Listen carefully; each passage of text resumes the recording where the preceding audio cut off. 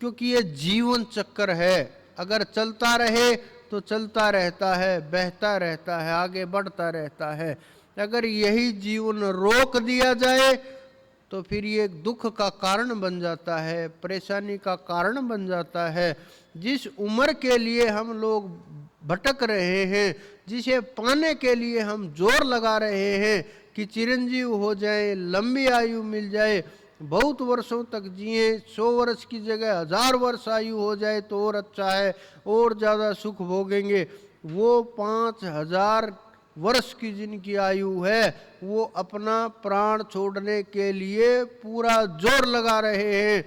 किसी प्रकार से शराब टूट जाए, शराब से मुक्त हो जाए और हमारा शरीर छूट जाए और हम इस प्रकार से न भटके जंगल जंगल वन वन, हम इस प्रकार से हिमालय में न घूमें।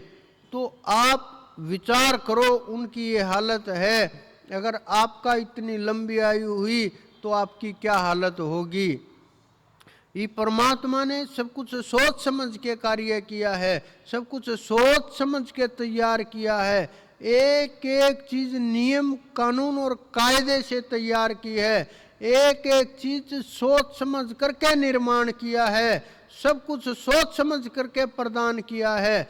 आयु से लेकर के शरीर की बनावट तक, मन से लेकर के इंद्रियों तक, अंदर के अंगों से लेकर के बाहर की बनावट तक, त्वचा से लेकर के हृदय तक, बुद्धि से लेकर के नख तक, सब कुछ उन्होंने जो निर्माण किया, एक एक निर्माण अद्भुत निर्माण है, जिसका आप लोग लाभ नहीं उठा पा रहे, जिसका आप लोगों को फायदा नहीं हो रहा। क्योंकि नाम का जब तक सुमरण नहीं होगा, इस शरीर का कोई लाभ नहीं होगा। इस शरीर के अंदर इतनी इतनी रोग छुपे हुए हैं, कोई न कोई कभी न कभी उठ आएगा और आपके प्राणों के ऊपर बनाएगी, प्राणों को उठाएगा और ले जाएगा। क्या बचेगा आप लोगों के पास?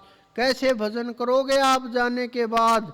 क्या प्राप्त होगा आपको जाने के बाद?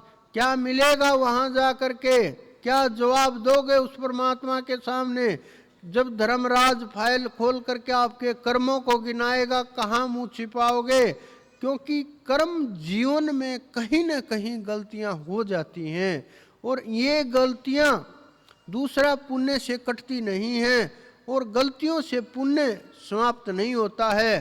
पुण्य का फल सुख होगा, पाप का फल दुख होगा, और सुख और दुख के मध्य में जो ये जीवन पिसेगा, जो ये जीवन पिस रहा है, जन्म के ऊपर जन्म, जन्म के ऊपर जन्म, मार पड़ती चली जाएगी।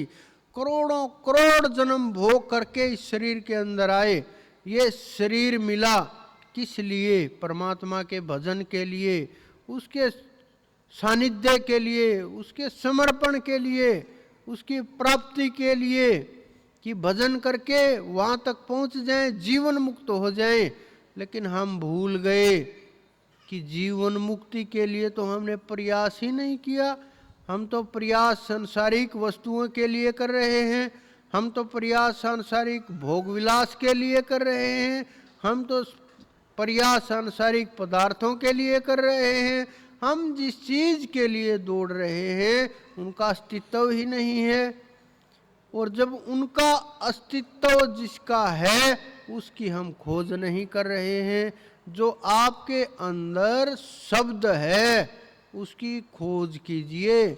शब्द बोलने, सुनने, कहने, भाषा से परे का ताकत है, परे की वस्तु है। ना वो हिंदी में बोला जा सकता है, न वो इंग्लिश में बोला जा सकता है, न संस्कृत में बोला जा सकता है, न उर्दू में बोला जा सकता है, न फारसी में बोला जा सकता है, न तमिल में बोला जा सकता है।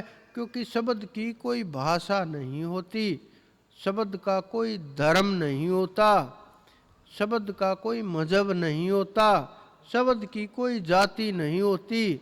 शब्द के अंदर तो तेज होता है, शब्द के अंदर तो गूंज होती है, शब्द के अंदर तो ताकत होती है, शब्द के अंदर तो इतना पावर होती है कि वो आपको उस परम तत्व तक पहुंचा दे।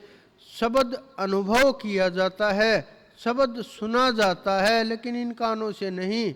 शब्द को देखा जाता है, लेकिन इन नेत्रों से नहीं।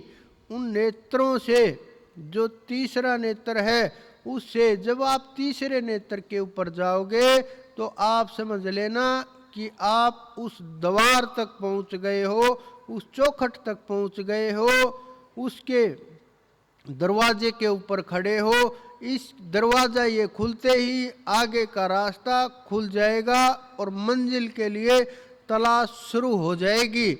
लेकिन जब आप आज्ञा चक्कर तक नहीं पहुंचते, नीचे के चक्रों में हो, ऐसे ही गिरते पड़ते उठते रहोगे, उसकी चौखट तक भी नहीं जा पाओगे। लेकिन जब आप चौखट के ऊपर जा करके उस द्वार को खटखटा दोगे तो एक न एक दिन, एक न एक समय, एक न एक जन्म में वो दिन दूर नहीं जब परमात्मा का साक्षात्कार पाओगे। और जब परमात्मा का साक्षात्कार हो जाएगा, आगे का जो भी जीवन होगा, आगे का जो भी रास्ता होगा, वो तय अपने आप होने लगेगा। क्योंकि आपके अंदर विराजमान जो ये आत्मा है, जो सदा आपके साथ रहती है, आपके कर्मों का गवाह है, साक्षी है, आपके साथ रहता है और सब कुछ करते हुए भी, साथ रहते हुए भी और सब कर्मों से दूर रहता है।